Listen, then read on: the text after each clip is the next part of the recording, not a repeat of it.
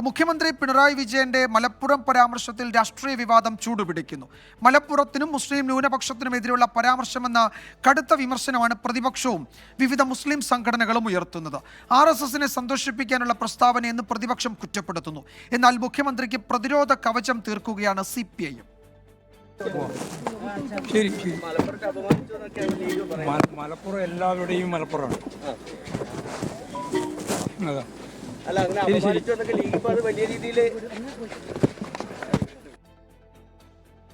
മുഖ്യമന്ത്രി മലപ്പുറത്തെ അവഹേളിച്ചിട്ടില്ല എന്നും നടക്കുന്നത് പൊളിറ്റിക്കൽ അജണ്ടയുടെ ഭാഗമായുള്ള വിവാദമെന്നും മന്ത്രി PM മുഹമ്മദ് റിയാസ് വ്യക്തമാക്കി.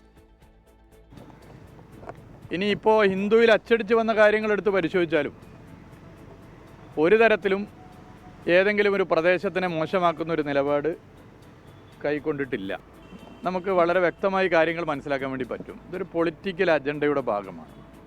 ഇനിയും അധികാരത്തിലെത്തിയിട്ടില്ലെങ്കിൽ സംഗതി പോക്കാണ്. വെട്ടിപ്പും തട്ടിപ്പും നടത്തി മുന്നോട്ട് പോകാതെ UDFന് ഒരടി മുന്നോട്ട് പോകാൻ വേണ്ടി പറ്റില്ല. എന്നാൽ ഇതിൽ UDFന് എല്ലാ സൗകര്യം ചെയ്തു കൊടുക്കുന്നത് കേരളത്തിൽ ന്യൂനപക്ഷ വർഗീയത ഇനിയും ശക്തിപ്പെടണമെന്ന് ആഗ്രഹിക്കുന്ന ജമാഅത്തെ ഇസ്ലാമിയാണ്. UDFന്റെ സ്ലീപ്പിംഗ് പാർട്ട്ണറായിട്ടാണ് ഇപ്പോൾ ജമാഅത്തെ ഇസ്ലാമി പ്രവർത്തിച്ചുകൊണ്ടിരിക്കുന്നത്.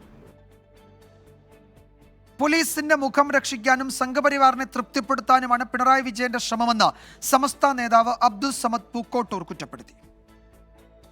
ഇത്തരമൊരു പ്രസ്താവന വന്നു എന്നത് വളരെ ഖേദകരവും അതിലുപരി അത്ഭുതാവഹവുമാണ്.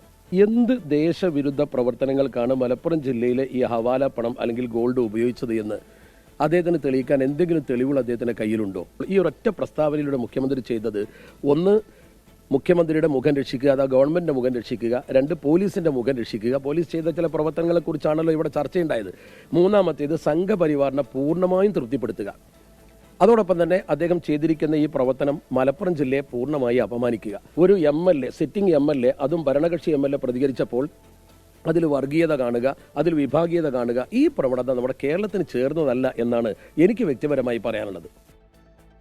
പരാമർശത്തെ പിന്തുണയ്ക്കാൻ CPI തയ്യാറായില്ല. മലപ്പുറത്തിനെതിരായ മുഖ്യമന്ത്രിയുടെ പരാമർശം ഡൽഹിയിലെ സംഘപരിവാർ ഏമാന്മാരെ സന്തോഷിപ്പിക്കാനെന്ന് പ്രതിപക്ഷ നേതാവ് VD സതീശൻ പ്രസ്താവനയിൽ കുറ്റപ്പെടുത്തി.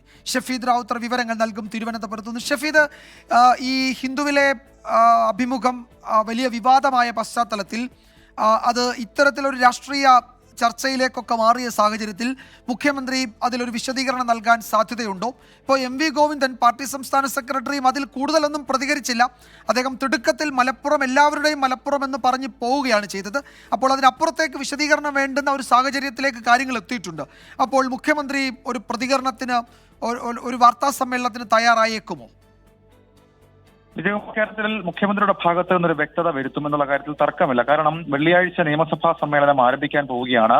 മുഖ്യമന്ത്രിയുടെ മലപ്പുറം പരാമർശവും തുടർന്നുണ്ടായിരിക്കുന്ന ഈ വിവാദവും അത് സ്വാഭാവികമായും നിയമസഭാ തലത്തിലെത്തുമെന്നുള്ള കാര്യത്തിൽ തർക്കവുമില്ല. ഇക്കാര്യത്തിൽ CPIMന്റെ സംസ്ഥാന സെക്രട്ടറി MV ഗോവിന്ദന്റെ പ്രതികരണം അതൊരൊറ്റ വാക്കിൽ ഒതുക്കുന്നതായിരുന്നു. മലപ്പുറം അത് എല്ലാവരുടെയും ആണെന്നുള്ളൊരൊറ്റ പ്രതികരണം മാത്രമായിരുന്നു അദ്ദേഹം നടത്തിയത്. മറ്റ് CPIM നേതാക്കളാകട്ടെ ഇക്കാര്യത്തെ പ്രതിരോധിച്ച് രംഗത്തെത്തത്തിൽ അവർ പറയുന്ന ഏറ്റവും പ്രധാനപ്പെട്ട കാര്യം, ന്യൂനപക്ഷ സമുദായങ്ങൾക്കിടയിൽ വലിയ പിന്തുണയുള്ള മുഖ്യമന്ത്രിയുടെ ആ പിന്തുണ തകർക്കാനുള്ള സ്ഥാപിത താല്പര്യക്കാരുടെ നീക്കം എന്നുള്ളത് മാത്രമാണ്. അതേസമയം CPI ഈ വിഷയത്തിൽ അവരുടെ പിന്തുണ മുഖ്യമന്ത്രിക്കില്ല എന്നാണ് നമ്മൾ മനസ്സിലാക്കുന്നത്. കാരണം ഇന്ന് മന്ത്രി K രാജൻ പ്രതികരിച്ചപ്പോൾ അദ്ദേഹം പറഞ്ഞത് ഇക്കാര്യത്തിൽ മുഖ്യമന്ത്രി വ്യക്തത വരുത്തണം എന്നുള്ളതാണ്. അങ്ങനെ CPIMനെ സംബന്ധിച്ച് അവർ പൂർണ്ണാർത്ഥത്തിൽ പ്രതിരോധത്തിലാകുന്ന ഒരു സാഹചര്യം ഈ വിഷയത്തിലുണ്ട്.